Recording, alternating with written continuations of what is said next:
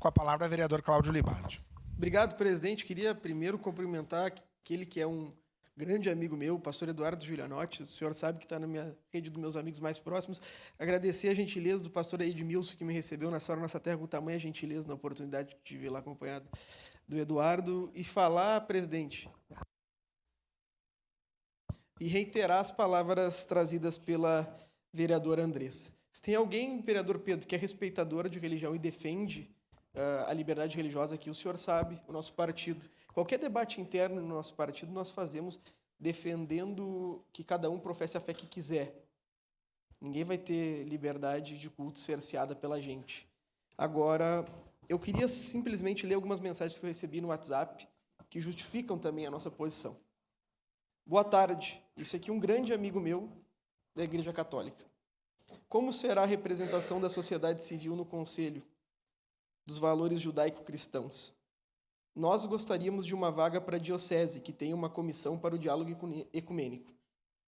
Nós não temos à disposição. Até agora não recebi nenhuma resposta sobre o assunto. Então eles procuraram, presumo, a prefeitura para promover uma alteração, e eu, como sou uma pessoa que busca o diálogo, busquei o vereador Pedro na semana passada para tratar disso, para tratar da preocupação, da cobrança que eu estava sofrendo, em especial das paróquias que queriam uma vaga nesse conselho.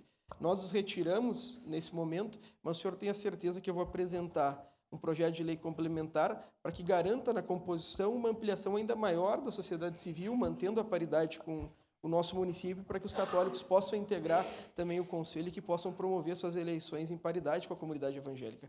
O nosso profundo respeito ao senhor, o meu mais profundo respeito ao meu amigo Eduardo Giulianotti. Nós entendemos e respeitamos a iniciativa do prefeito. Agora, a diferença da propositura de outros conselhos e para esse conselho tem uma disposição constitucional e agora algumas normas signatárias que nós somos internacionais que determinam a concepção de povos tradicionais e povos originários, mas fica o nosso respeito, nós nos retiramos em respeito ao senhor, mas temos disposição em construir, vereador Pedro, como tentamos nessa, e uma outra oportunidade, algo ainda mais amplo, que possa representar ainda mais a sociedade. Obrigado pela gentileza, presidente, obrigado, Eduardo, obrigado ao bispo. Obrigado.